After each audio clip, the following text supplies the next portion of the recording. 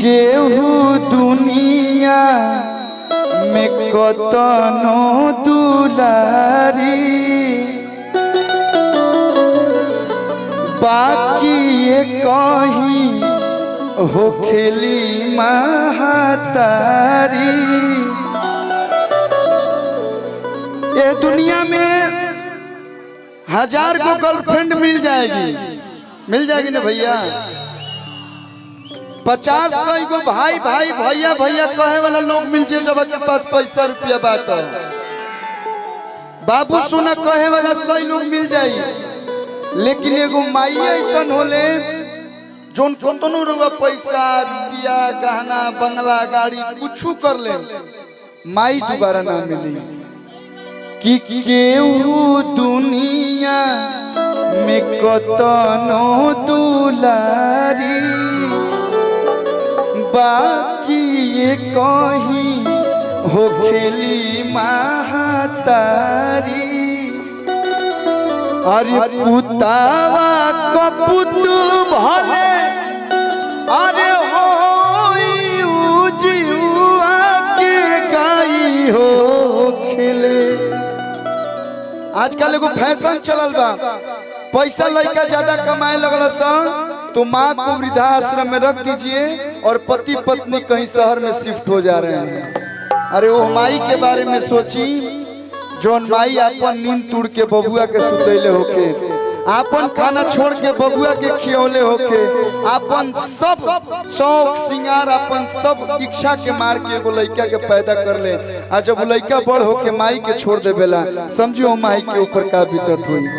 अरे की पुतावा का पुत भले अरे हो उजुआ के गाई हो खेले भैया। कि माई माटियों के हो खेले तो माई हो खेले माई माटियों के हो खेले माई माटियों के हो खेले तो माई हो खेले। हेलो हेलो हेलो केहू दुनिया में कतनो दुलारी बाकी ये कहीं हो खेली महतारी।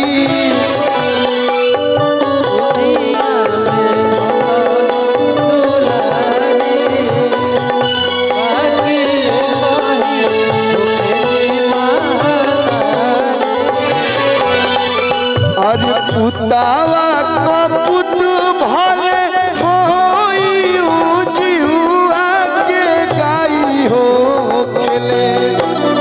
पुतावा कपुत भले होई उजुआ के गाई हो माई माटियों के हो खेले तो माई हो खेले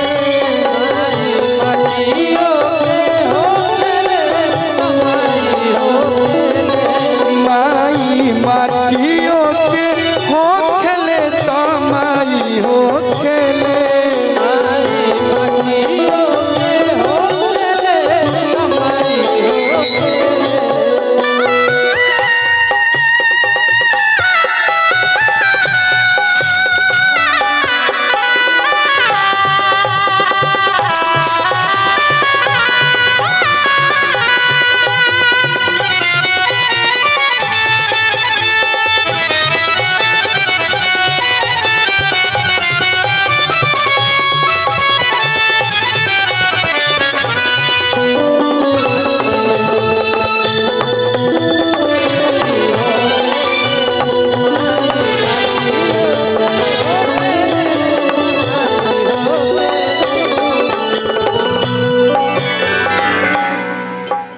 हम माई बाबू के पूजत तो का पूजत नहीं ओ माई बाबू के भगवान पूजले बड़े।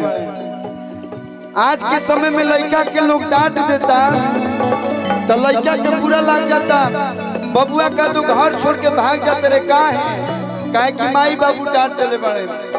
एगो उस समय रहे श्री रामचंद्र जी के कौन चीज के दुख रहे, लेकिन एगो माई के आदेश, एगो बाबू के आदेश कि अपन राजमहल छोड़ के 14 साल खातिर वनवास चल गई। एगो ऊ बेटा रहले,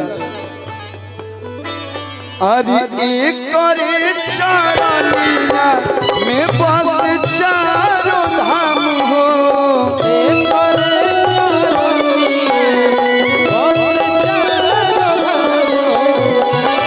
यही के पूजले कौन हैया श्री राम हो,